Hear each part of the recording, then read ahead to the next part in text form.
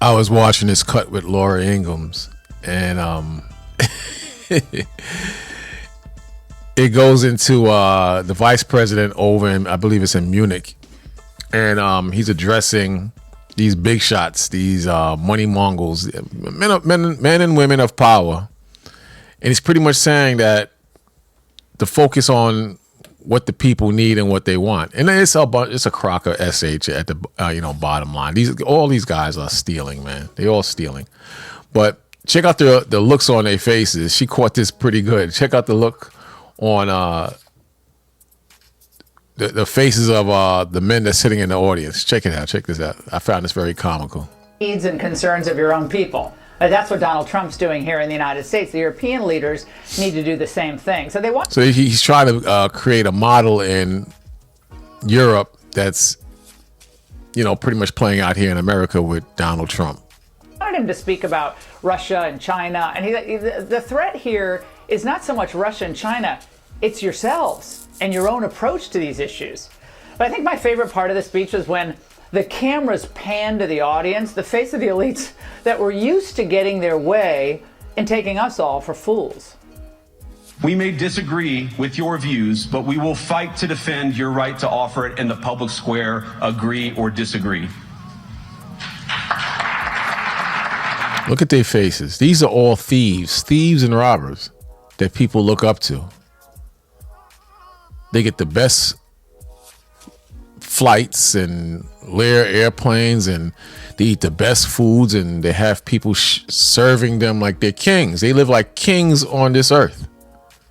Meanwhile, people get poorer and poorer and poorer, and they get richer and richer and richer to the point where there'll be no more middle class after a while, not just in America, but all throughout the world.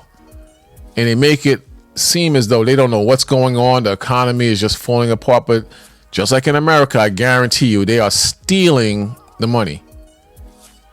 They're stealing and pocketing what they call wasteful spending. I don't know why they keep using that word, wasteful spending alone. They need to put in their vocabulary thieves, money grabbers, lowlives. That's what they need to put in their vocabulary when they're expounding on these type of stories in America, that is. And that's gonna be very interesting to see how that plays out. But let's go. You cannot win a Democratic mandate by censoring your opponents or putting them in jail. I believe that dismissing people, dismissing their concerns, or worse yet, shutting down media, shutting down elections, or shutting people out of the political process protects nothing. Like, what do you mean the voice of the people matter? We're used to running the show. But this was a deeply pro-American speech. It's deeply bunch of BS, because at the end of the day, these guys are all thieves. Everything is ran by criminals and crooks, practically.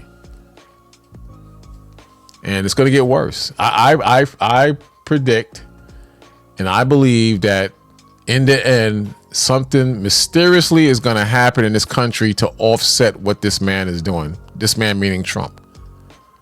I'm not saying he's not doing I'm not saying he's doing a bad thing. I'm just saying that when so much money is involved, something's going to happen to offset what he's doing.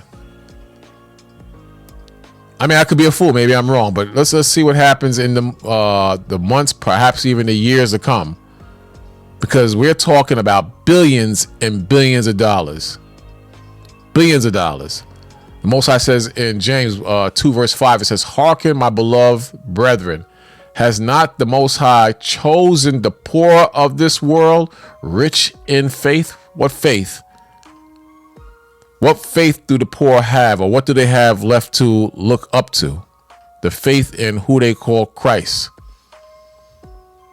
And the Most High has chosen us who are poor in this world, blacks and Hispanics, to look towards Yahushua, who they call Christ, in faith. So we may not have the best cars. We may not have the best clothes. We may not have the best jewelry. We might not be able to fly here and there on vacations and drink champagne and the best strong drinks that can be offered to us or that can be bought. But we're rich in faith. We're poor physically. We're poor financially and physically, but we are rich in our belief and faith in who they call Christ.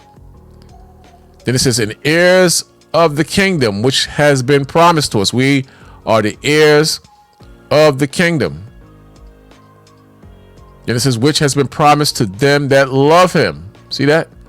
So who were the promises made to? The chosen people of God, the real Jews, the Israelites.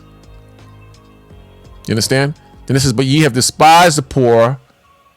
But ye have despised the poor. Do not rich men oppress you and draw you before the judgment seat?" And we once did this. This is really speaking about what we did when we had our governments and when we had our leadership set up.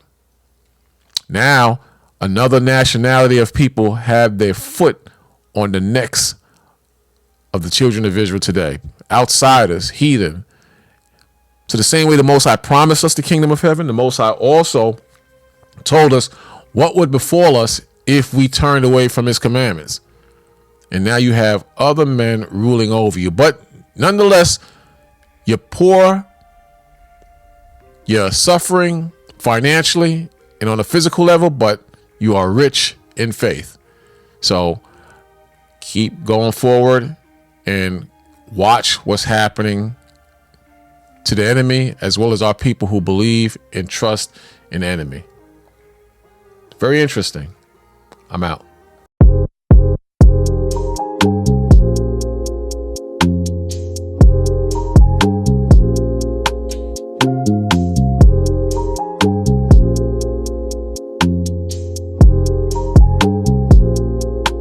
Thank you.